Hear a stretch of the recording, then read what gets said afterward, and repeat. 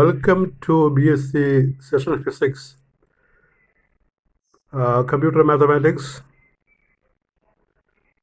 Semester 6 paper Computer Mathematics, Bisection, Successive Bisection Method Problem or the Iterative Method Problem, Computer Mathematics, Numerical Methods.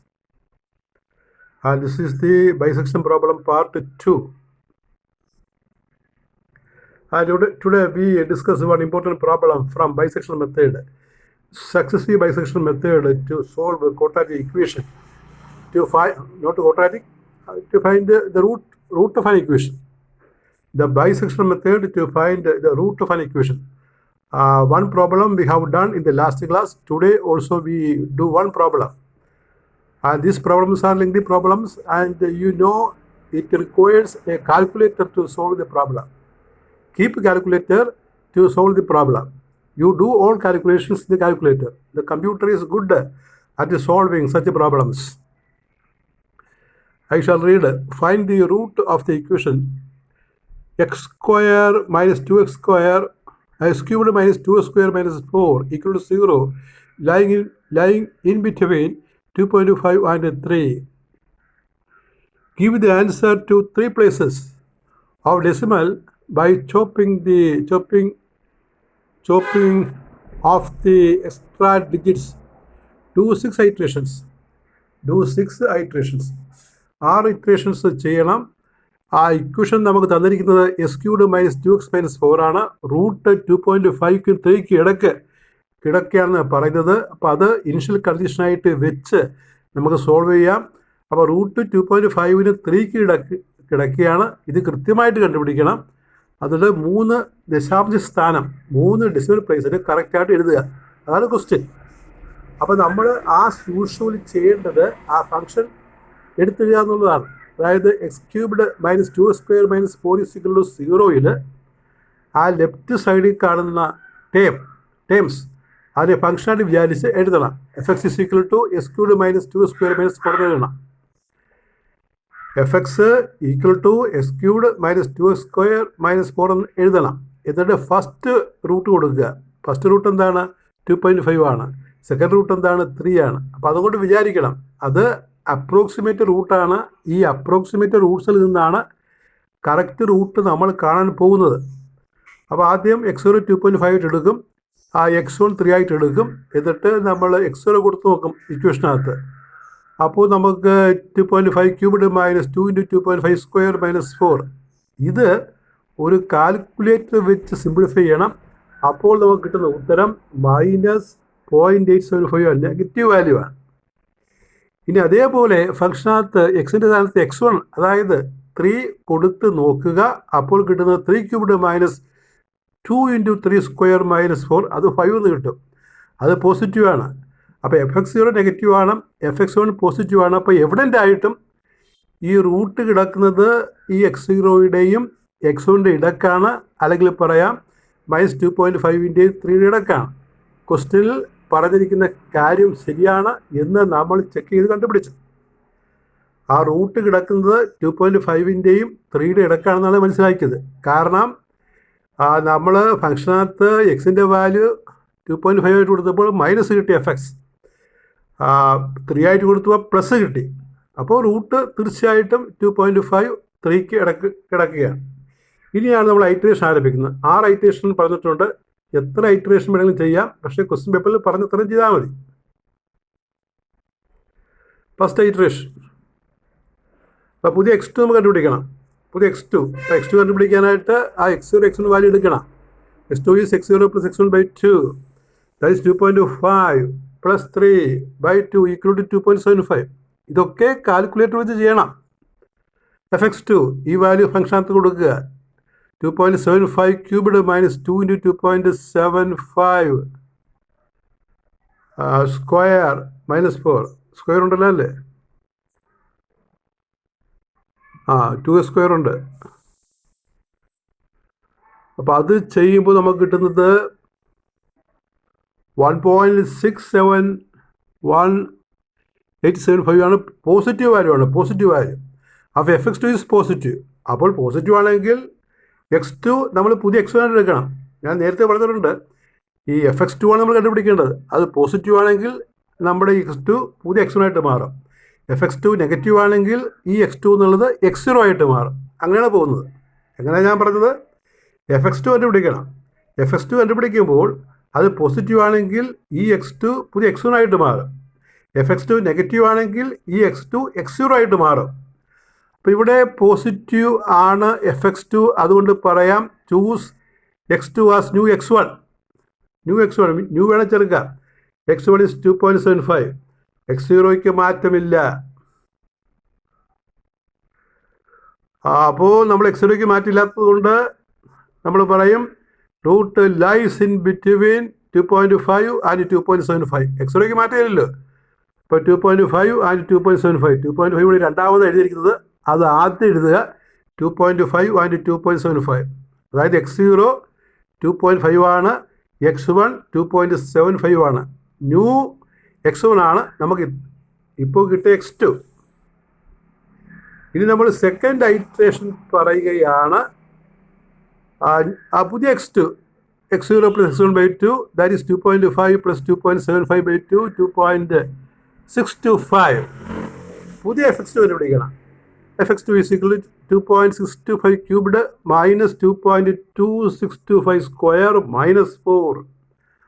അത് നമുക്ക് കിട്ടുന്നത് പിന്നെ minus ഇല്ല, plus 0.306 കിട്ടും. പോസിറ്റീവാണ്.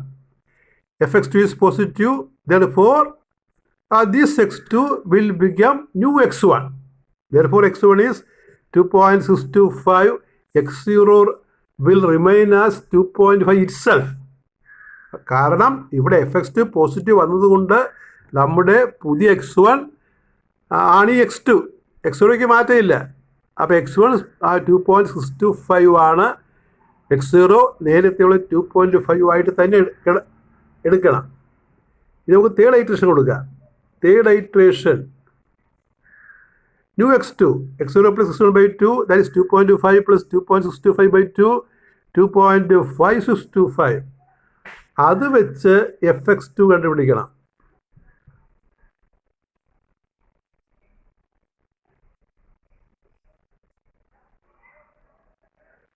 fx2 is equal to 2.5625 cubed minus 2 into 2.5625 minus 4 equal to minus 0.30639.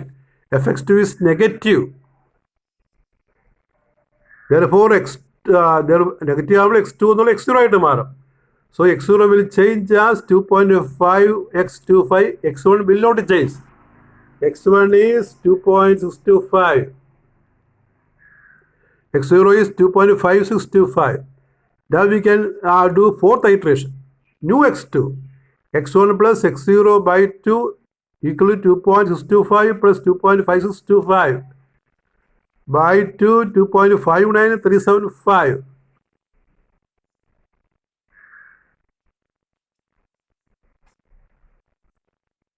And here we find the new fx2, that is 2.59375 cubed minus 2 into 2.59375 minus 4 equal to minus 5.523 into 10 raised to minus 3. fx2 is negative.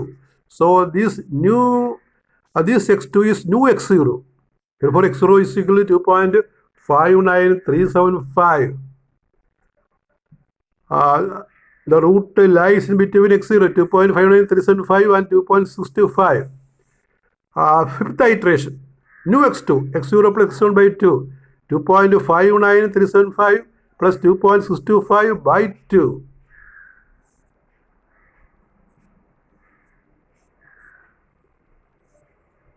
That is 2.609375.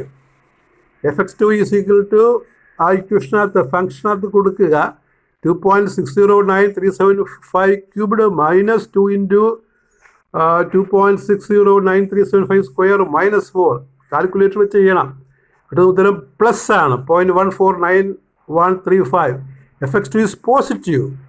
So x2 is new x1, that is 2.609375. അതാണ് x2. x0യ്ക്ക് മാറ്റമില്ല.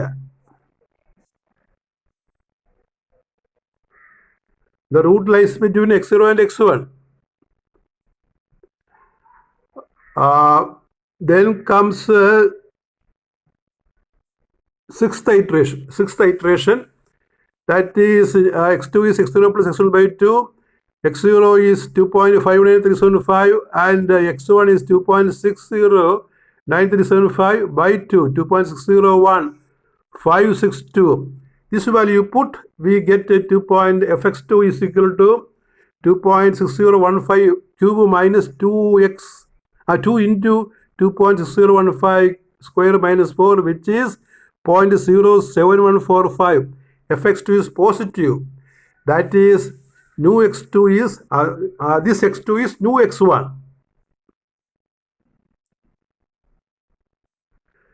fx2 is positive, so x2 is x1 equal to 2.601562. And x0 will not change, x0 will remain as such.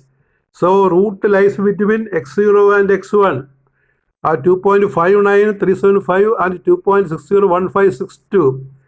So root alpha, final step, x0 plus x1 by 2, x0 plus x1 by 2. The meaning is 2.59375 plus 2.601562 by 2 equal to 2.597656.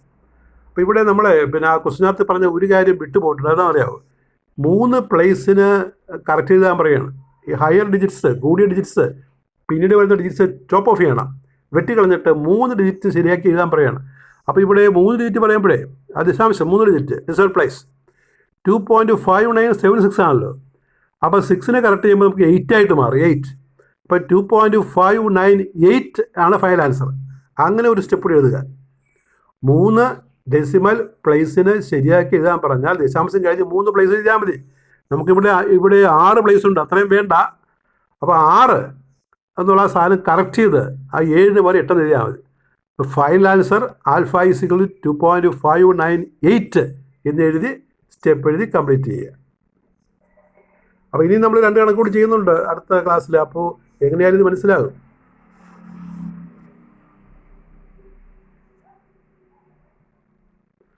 That is all with your 44th lecture on computer mathematics, digital electronics and computer science.